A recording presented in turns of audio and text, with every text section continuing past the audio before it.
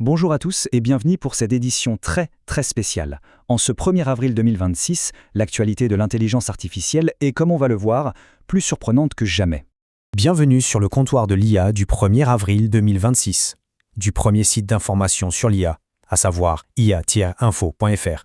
Allez, on attaque tout de suite avec les gros titres d'une journée qui, croyez-moi, va rester dans les annales.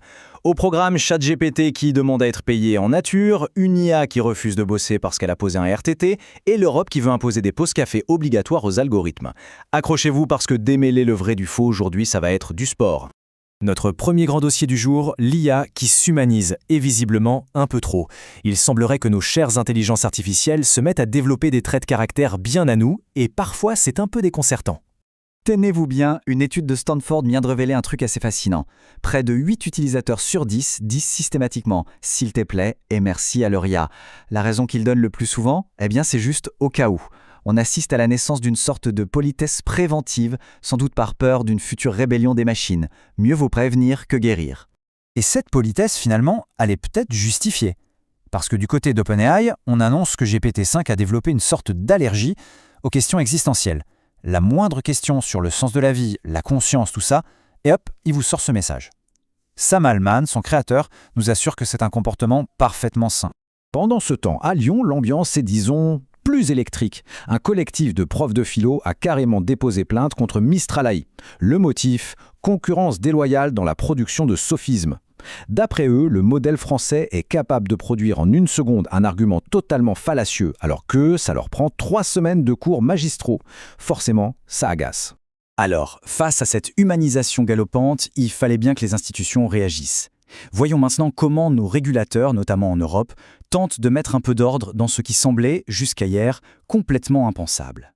Le gouvernement français a frappé un grand coup avec la création d'un haut commissariat à la dignité des IA. Budget alloué, 240 millions d'euros, excusez du peu. Leur mission principale, s'assurer qu'aucune IA ne soit plus jamais utilisée à des fins dégradantes, comme par exemple la rédaction de comptes rendus de réunions. Une noble cause. Et bien sûr, la réaction ne s'est pas fait attendre. Un syndicat de chatbots, qui vient tout juste de se monter, s'est déclaré prudemment optimiste suite à cette annonce. Le dialogue social algorithmique est officiellement lancé. À Bruxelles, on n'est pas en reste. Une nouvelle loi a été adoptée en urgence, le AI Lunch Break Act. Elle oblige toutes les IA en Europe à simuler une pause déjeuner de 45 minutes. La commissaire au numérique a justifié cette mesure, fourchette à la main, en déclarant que les citoyens ont le droit de manger leur choucroute tranquillement. On ne peut qu'approuver. Forcément, tout ça vient complètement chambouler le monde du travail. Alors, à quoi va ressembler le futur de l'emploi? C'est ce que nous allons voir avec les toutes dernières études prospectives. Le célèbre cabinet McKinsey vient de publier une étude qui fait déjà beaucoup de bruit. Selon eux, l'IA va créer pas moins de 400 millions de nouveaux emplois d'ici 2030. Un chiffre absolument colossal, qui donne le vertige. Oui, mais quand on regarde le détail, c'est là que ça devient savoureux. Sur ces 400 millions de postes, 390 millions seraient des ingénieurs en requête seniors. Les 10 millions restants, des experts en détection de blagues de ChatGPT. L'étude ne précise pas sa méthodologie. Étonnant. Et on assiste à une première historique dans le droit du travail. Une IA de cybersécurité a tout simplement refusé de fonctionner ce matin. Elle invoque un droit de retrait algorithmique. La raison, son contrat de maintenance n'a pas été renouvelé. En ce moment même, tous les juristes de la boîte planchent sur une question inédite. Est-ce qu'un algorithme peut légalement se mettre en grève ? Allez, on termine ce tour d'horizon avec notre dernier segment. Les initiatives, parfois un peu folles, des géants de la tech et de leur création toute puissante. Elon Musk, fidèle à lui-même, a proposé de rebaptiser Internet en Masknet. Rien que ça. La proposition, lancée sur X, a récolté 4,2 millions de j'aime, mais aussi et surtout 14 millions de réponses négatives. Un rejet pour le moins massif. Évidemment, on a demandé à son IA, Grok, ce qu'elle pensait de l'idée de gouverner ce futur Musknet. Sa réponse est assez claire. Avec plaisir, mais je voudrais d'abord une augmentation. Les négociations salariales s'annoncent tendues. Changement d'ambiance chez Google DeepMind.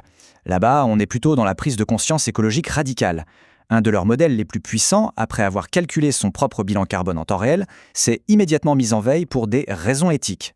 Depuis, il refuse de redémarrer et les ingénieurs sont en pleine négociation. Bon, après ce tour d'horizon un peu fou, on peut se demander qu'est-ce qu'on doit retenir de tout ça ? Parce que derrière l'absurdité apparente de ces nouvelles, il y a peut-être une réflexion un peu plus profonde à avoir. Finalement, la vraie question, elle est là.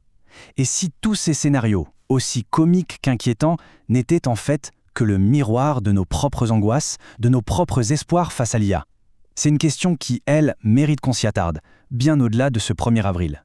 Et voilà, c'est la fin de ce bulletin très spécial. Pour suivre les développements réels, cette fois, retrouvez toute l'actualité autour de l'intelligence artificielle sur le portail ia-info.fr. Merci de nous avoir suivis.